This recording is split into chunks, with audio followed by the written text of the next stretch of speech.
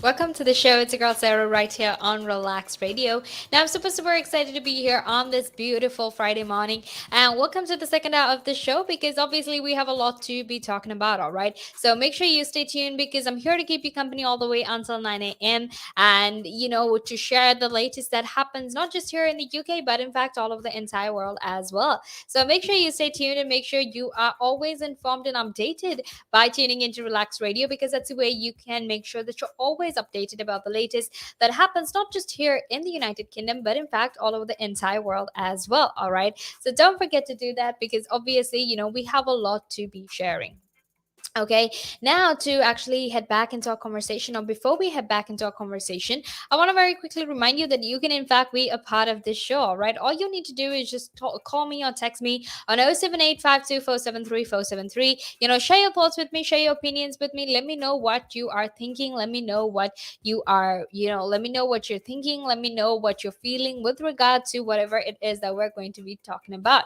All right. And, do share your story with me if you have been affected by this. Do share your story with me. If you've been in the same place and you want, something to change, share your opinions and thoughts with me. The way for you to do that is to text me on the number 07852473473. You can text me, you can call me, whatever it is, whatever way it is that you want to contact me, do get in touch with me. All right. Now, before we get into our conversation, you can actually go like us on Facebook and follow us on Instagram, Twitter, and TikTok. That way, you can actually make sure that you're always informed and you're always updated about the very latest. And don't forget to download our app either, which is available on both the Apple and the Google Play Store. That means you can download it on both platforms, both Apple devices and Android devices as well. That way you can listen in from anywhere in the world, from any device at any time of the day. All right, now let's actually talk about the fall of the pandemic. All right, now the reason I want to talk about the pandemic, or the reason why the pandemic is actually one of the biggest or the most trending topics that are talked about here in the United Kingdom is obviously because a lot of us downloaded the NHS COVID-19 app, right? Now, if you don't know what this app is, what it essentially does is that it makes sure that you are informed if you've come into contact with someone who either tested positive for COVID, or they were in contact with someone who tested positive for COVID. Now, that's the reason why that app exists. It's essentially to make sure that you're aware, that you're informed, that you're updated about the very latest in terms of COVID-19. All right, now that's why that app was there. However, when we first started using this whole thing, as soon as the pandemic, or as soon as travel restrictions were lifted, rather, or lockdown was lifted, the app started pinging at a really, at an alarming rate, right? And it essentially increased at an alarming rate because it was being pinged so much, right? And it was quite weird because there was in fact a fall in the COVID-19 cases. However, even though there was a fall in the COVID-19 cases, in terms of the ping, in terms of the way the app was being pinged, it was pinged so much that it eventually resulted in shortages in staff, in supermarkets, in other essential services and whatnot. And this became a huge problem, right? Because we were opening up the country and things were like trying to get back to normal. So when you are told to self isolate, or you're recommended to self isolate by the COVID-19 app, then you actually have no choice but to actually do what they're asking you to do, right? Because you have to make sure that you put the safety of your employees first. Then you have to make sure that you think about the safety of the rest of your co-workers, and make sure that you don't necessarily put them at risk, right? So that's why the pandemic was like one of the biggest issues when it first started out. All right, and that's why I want to talk about it to you as well, because I feel like even though there is a 43% decline in it, we still need to talk about it and talk about, why exactly that happened, right? Now, self isolation alerts that were sent out by the NHS COVID app have actually plummeted by 43% in a week, and this was according to government figures. All right. So this was according to government figures that it has plummeted by 43% in a week. All right. Now, a total of 395,971 alerts were in fact sent in the week from 28th, in the week that ended on the 28th of July. All right. And that's important for you to remember as well, because now I'm going to tell you the number that was there in the previous week, and then we're sort of going to compare and contrast how much this has reduced, right? And this was actually all the way back in July, which wasn't that far away. It was just like what, about 2 weeks ago. So this was all the way back in on the 28th of July, right, where they basically told people from England and Wales who had been in close contact with someone who had tested positive for coronavirus to sort of isolate, in comparison to the 690,129 people that were pinged the week prior to that. All right, so now you can see there is a significant reduce in terms of how many people are getting pinged. Right now, reports have actually suggested that the use of the app is decreasing. And come on, if you're going to be pinged every time someone you weren't even in properly in contact with gets the virus, then chances are you're probably going to delete that app as well, right? And that's exactly what has happened. People are saying, or reports are showing, that this app, which has been downloaded when this thing initially began, they're actually deleting the app because of the amount of pings that they're getting. All right, so the large fall in alerts have actually been matched by a similar decline in the number of recorded cases over the same period.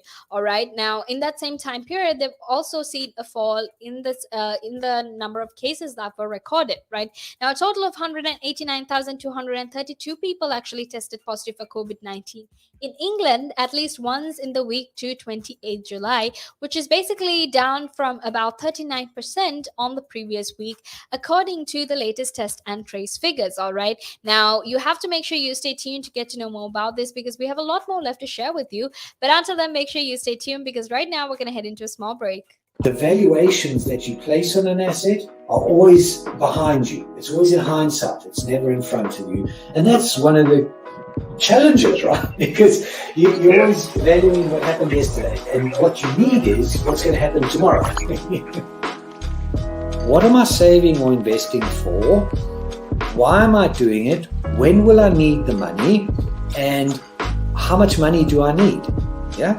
So that's quite important, because when you're looking at your net worth, you got to start with saying, well, what do I want my net worth to be, so that there's a goal, and then work backwards. How do I get there? And if I can start with £50 or $50 a week, if I save that every week, and you can go online and use calculators online. I don't have to teach you the maths behind it, but you can say, okay, and if I get a 3% return, and I put this away for how long will it take to reach my goal? And that's called just this basic cash flow projection calculations. And it's what we use in financial planning all the time. What we say to clients is, we say, okay, what is your goal? What is your objective? Where do you want to go to? And we discuss that in a lot of detail and over most of the meeting.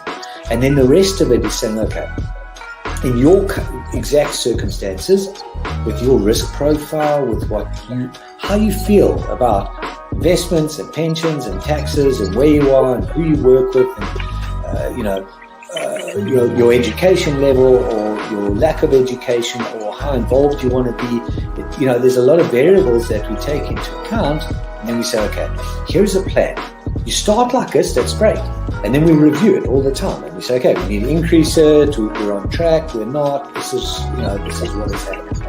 Because remember, when you're dealing with assets, the valuations that you place on an asset are always behind you. It's always in hindsight. It's never in front of you. And that's one of the challenges, right? Because you're always valuing what happened yesterday, and what you need is what's going to happen tomorrow. So that's a struggle. Yeah. So there are strategies everywhere from £50 a week up to £100 million, and they're different. Right? They range differently from everyone, but and from country to country, to be fair. Different countries have different tax laws, so different vehicles. But from your point of view, at the sort of normal end, I'm not going to call it the low end, because I'm in that boat as well. It's as tax efficient as you can get it. That's where you start. You use all the tax efficiencies, and then you step up into different things.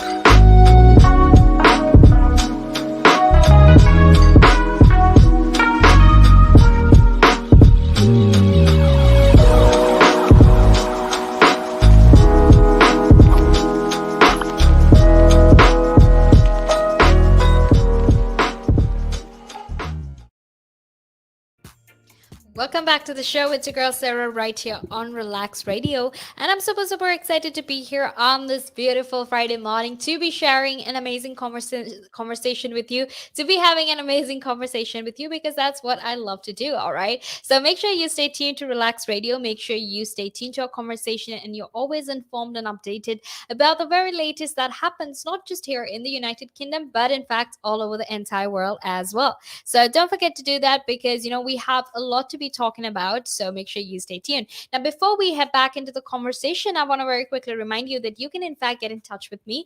All you need to do is just text me on 07852473473. Share your thoughts with me, share your opinions with me because I want to know what you're thinking, I want to know what you're feeling, and I want to know what your thoughts are with regard to the pandemic. All right. And if you don't know what the pandemic is, don't worry because I'll explain it to you all over again. Now, the pandemic is essentially what we refer to as when you get pinged by the COVID-19 NHS app. If you get pinged by it, we call it the Pingdemic now. It's basically a fun take on the word pandemic. All right. So we're going to be talking about that because the rate of people getting pinged by the app has dropped, and that's why we're here to talk about it. Now, before we head back into our conversation, I want to very quickly remind you that you can, in fact, be a part of this show. You can always be informed about whatever we're going to be talking about if you follow us on our socials. All right. All you need to do is just go like us on Facebook, follow us on Instagram, Twitter, and TikTok, and make sure that you're always, you're getting our notifications and you're always liking and sharing our posts and whatnot because that way you can actually be informed and updated about everything. All right, now something else that you can also do is to download an app which is available on both the Apple App Store and the Google Play Store, so you can listen in from anywhere in the world at any time of the day and share your thoughts and opinions with everyone who is listening in as well. All right, so don't forget to do that. But now I want to very quickly get back into the conversation because we need to be talking about these self-isolation alerts and how exactly it has dropped and what that means. All right, so like I said, there is a lot of change, there's a lot of changes that we're currently going through, especially in terms of the pings that we're getting, and also how travel restrictions have changed all over the country. People are now allowed to travel much more than they used to, and the lockdown was lifted, so that means with all of that there is in fact a little bit of a risk, not necessarily a little bit, but there is in fact somewhat of a risk, right? And the reason I'm telling you this is because I want to make sure you understand that even though we have a good vaccination drive happening here in the United Kingdom, even though a significant amount of people have been vaccinated, it's still dangerous for us to be going out and traveling and whatnot because the pandemic isn't over, right? And if you were listening in to our conversation yesterday, the conversation between Hiba and I, what we were talking about as well was that a lot of people tend to forget that the pandemic is still there. So they just go out and enjoy and have fun and pretend like the pandemic doesn't exist, which really is not the case. All right. So you still need to make sure you're safe. You still need to make sure that you're taking the necessary steps to, be safe and whatnot. So remember to keep that in mind as well. Now, something I need to tell you is that the number of the downloads that the app has been getting has actually shrunk dramatically since the rule changed, right? Now, a lot of other people have actually deleted it amid the reports of a pandemic of workers across the country being forced to isolate after receiving alerts, and that has in fact affected the supply chains of the economy, right? That is basically what has happened because everyone's getting pinged, which means that they have to self isolate. And what that has also meant is that there have been staff shortages in places like supermarkets or even hospitals in some instances because of how often they come into contact with people who might test positive for COVID or who have tested positive for COVID. Right now, how exactly this works is people are actually pinged by the app if they check into a venue where someone tests positive. All right, and they're also alerted if their phone's Bluetooth function takes a continuous close contact with another app user who is later found to have coronavirus.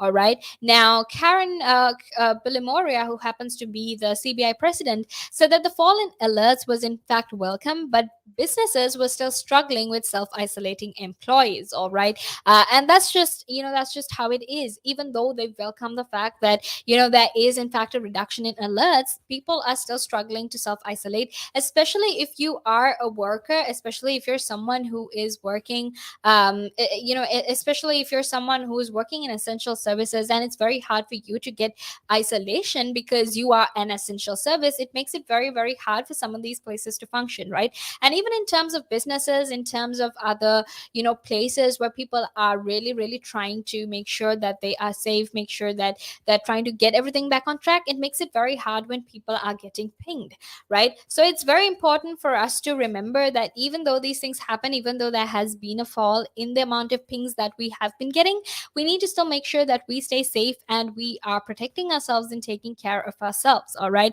Because amending the app was in fact this welcome recognition, but of course, amending the app isn't necessarily going to fix all of those problems that we have, right? So remember to keep that in mind. Remember to make sure think about that as well, because right now, we're going to head into a small break, and after that we will be back to keep talking more about this. So until then, make sure you stay tuned. All right.